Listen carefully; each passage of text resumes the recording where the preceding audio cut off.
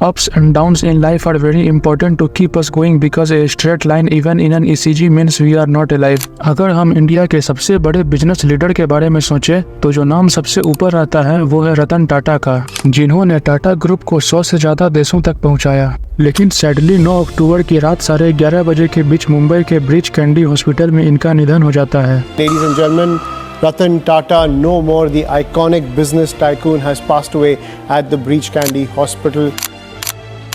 7 अक्टूबर Monday के दिन रतन टाटा को साउथ मुंबई के ब्रीच कैंडी हॉस्पिटल में एडमिट किया गया था। हॉस्पिटल में एडमिट करने का कारण बताया गया कि उनका ब्लड प्रेशर लो हो गया था और क्योंकि उनकी उम्र 86 साल हो गई थी तो कुछ एज रिलेटेड इशू भी था। रतन टाटा के हॉस्पिटल में एडमिट होने के बाद न्यूज में काफी सारे र्यूमर्स फैलने लगे कि उनकी कंडीशन क्रिटिकल है और वो हॉस्पिटल में एडमिट है। इन सारी चीजों को देखते हुए रतन टाटा ने ट्वीट किया कि वो सिर्फ नॉर्मल मेडिकल चेकअप के लिए आए हैं और घबराने की कोई जरूरत नहीं है। लेकिन फिर 9 अक्टूबर की रात खबर आती है कि रतन टाटा जी अब हमारे बीच नहीं रहे, लेकिन उनकी यादें हमेशा हम सब के दिल में रहेंगी। तो आइए आज की वीडियो में रतन टाटा के लाइफ के बारे में जानते हैं और उन्होंने जो कुछ भी किया हम सब के लिए उसे याद करते हैं। How would Ratan Tata like to be remembered?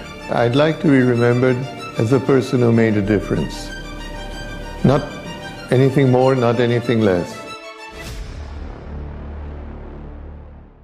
Ratan Tata का जन्म 28 दिसंबर 1937 में हुआ था और इनके पिता का नाम नेवल टाटा था, जिन्हें रतन जी टाटा ने अडॉप्ट किया था। इसे आप ऐसे समझिए, टाटा ग्रुप के फाउंडर थे जमशेद जी टाटा, जिनके बेटे का नाम था रतन जमशेद जी टाटा, और फिर रतन जमशेद जी टाटा ने आगे चलकर नेवल टाटा को अडॉप्ट किया और फिर नेवल टाटा ने अपने बेटे का नाम रखा रतन नेवल टाटा, जिनका बहुत बड़ा हाथ है टाटा ग्रुप को आज इस मुकाम तक पहुंचाने का। लेकिन जब रतन टाटा 10 साल के थे तब उनके माता पिता का डिवोर्स हो जाता है, जिसके बाद नवाज बाई टाटा यानी रतन टाटा की दादी उन्हें अडॉप्ट कर लेती है। उनकी स्कूलिंग 8th ग्रेड तक मुंबई के कैंपियन स्कूल में होती है। उसके बाद मुंबई के cathedral and John Connon school में, फिर शिमला के बाइसअप कॉटन स्कूल में और फिर 1955 में ग्रेजुएट होते हैं न्यूयॉर्क सिटी के रिवरडेल कंट्री स्कूल से। हाई स्कूलिंग के बाद रतन टाटा का न्यूयॉर्क के कॉर्नल यूनिवर्सिटी में एनरोलमेंट होता है, जहां से उन्होंने 1962 में बैचलर्स डिग्री इन आर्किटेक्चर में ग्रेजुएशन किया।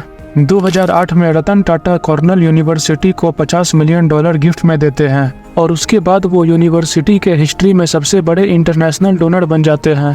1961 में जब रतन टाटा कॉर्नल यूनिवर्सिटी में थे तो उनकी मुलाकात एक आर्किटेक्ट ए क्विंसी जोन्स से होती है, जिन्होंने 3 हफ्ते बिताए थे कॉर्नल में आर्किटेक्चर डिजाइन क्रिटिक के तौर पर। कॉर्नल यूनिवर्सिटी से पास आउट करने के बाद रतन टाटा LA में जोन्स और इमोन्स को ज्वाइन करते हैं और वहीं उनकी मुलाकात एक अमेरिकन लड़की से होती है, जिससे उन्हें प्यार हो जाता है। उन्होंने सोचा कि वो उससे शादी कर LA में ही सेटल हो जाएंगे, लेकिन क्योंकि उनकी दादी की तबीयत खराब हो जाती है तो उन्हें वापस इंडिया आना पड़ता है। उन्होंने ये भी सोचा कि वो उस लड़की को लेकर इंडिया में सेटल हो जाएं, लेकिन वो दौर था 1962 का जब इंडिया चाइना वॉर चल रहा था, इसलिए उस लड़की के पेरेंट्स भी नहीं मानते कि वो इंडिया जाए और इसके बाद फिर रतन टाटा ने कभी शादी नहीं की। 1962 में रतन टाटा इंडिया आकर टाटा ग्रुप को ज्वाइन करते हैं, किसी एग्जीक्यूटिव पोस्ट पर नहीं बल्कि फैक्ट्री फ्लोर वर्कर के पोस्ट पर। रतन टाटा बिजनेस के हर एक लेवल को बारीकी से समझना चाहते थे और उनकी एम्प्लॉयज के प्रति एम्पैथी ने उन्हें एक बेहतर लीडर बनाया। 1970s में रतन टाटा को टाटा ग्रुप में मैनेजरियल पोजीशन दिया गया और 1971 में वो नेल्को के डायरेक्टर इंचार्ज बनते हैं। नेल्को का फुल फॉर्म है national radio and electronics company और जैसा कि इसके नाम से पता चल रहा है, ये कंपनी पहले रेडियो और इलेक्ट्रॉनिक्स डिवाइसेस मैन्युफैक्चर किया करती थी और इसका मार्केट शेयर 2% था। लेकिन फिर रतन टाटा के डायरेक्टर इंचार्ज बनने के बाद उन्होंने रेडियो के मैन्युफैक्चरिंग को बंद कर दिया और सैटेलाइट पर फोकस किया और कंपनी का मार्केट शेयर 20% तक ले गए। 1991 में JRD टाटा के बाद रतन टाटा को टाटा ग्रुप का चेयरमैन बनाया गया। इनिशियली उन्हें प्रॉब्लम फेस करनी पड़ी बहुत सारे सब्सिडरीज के हेड के साथ कोऑपरेट करने में, क्योंकि उनके पास पहले से बहुत सारे ऑपरेशनल फ्रीडम थे। सब्सिडरीज बेसिकली छोटी छोटी कंपनीज होती है जो किसी बड़े कंपनी के अंडर आती है, जैसे कि Tata Motors, Jaguar, land rover subsidiaries है कंपनी टाटा की। इस प्रॉब्लम के रिस्पॉन्स में टाटा ने बहुत सारे नए पॉलिसीज को इम्प्लीमेंट किया, जैसे कि रिटायरमेंट एज को लाया गया, सारे सब्सिडरीज की डायरेक्ट रिपोर्ट ग्रुप ऑफिस में होनी चाहिए और सभी सब्सिडरीज को अपने प्रॉफिट का एक हिस्सा कंट्रीब्यूट करना होगा टाटा ग्रुप ब्रांड को बनाने में।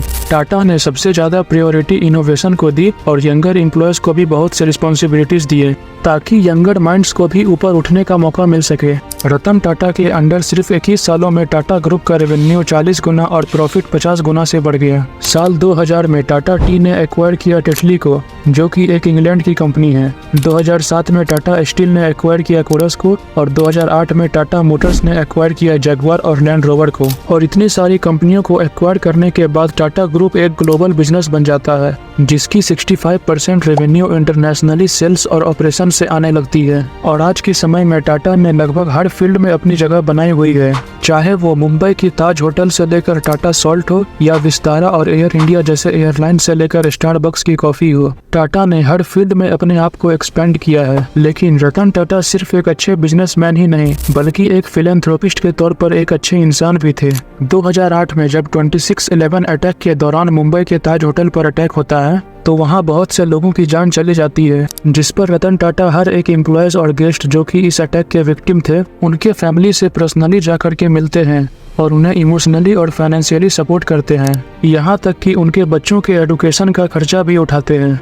एक रिपोर्ट के हिसाब से ताज होटल के अटैक में जितने भी लोगों की जान जाती है उन सब के रिलेटिव्स को रतन टाटा उतना पे करते हैं जितना उनकी सैलरी से वो पूरी जीवन में कमा पाते अगर वो जिंदा रहते। तो एक बार ऐसे ही रतन टाटा ने एक इंडियन फैमिली को स्कूटर पर स्ट्रगल करते हुए देखा। फिर रतन टाटा ने सोचा एक अफोर्डेबल सेफ कार बनाने का, जिसका रिजल्ट था टाटा नैनो, जो कि 2008 में लॉन्च होकर वर्ल्ड का चीपेस्ट कार बन जाता है। एक और लेजेंडरी कहानी है रतन टाटा की। 1999 में जब टाटा मोटर्स की कार डिवीजन स्ट्रगल कर रही थी इंडिका कार के पुअर मार्केट परफॉर्मेंस की वजह से, तब रतन टाटा टाटा मोटर्स के सीनियर ऑफिशियल्स के साथ यूएस जाते हैं फोर्ड कंपनी को अपने टाटा मोटर्स की पैसेंजर व्हीकल डिवीजन बेचने। लेकिन बिल फोर्ड, जो कि चेयरमैन थे फोर्ड कंपनी के उस समय, उन्होंने इंसल्ट करते हुए रतन टाटा को कहा, जब तुम्हें इसकी जानकारी नहीं थी तो तुमने पैसेंजर कार डिवीजन को स्टार्ट क्यों किया? हम तुम्हारी कार डिवीजन को खरीद के सिर्फ एहसान कर रहे हैं। उसके बाद रतन टाटा ने डील कैंसिल कर दी और वापस इंडिया आ गए। और वापस इंडिया आकर उन्होंने इंडिका कार के मॉडल को इम्प्रूव किया, जो कि आगे चलकर टाटा की हाईएस्ट सेलिंग कार बन गई।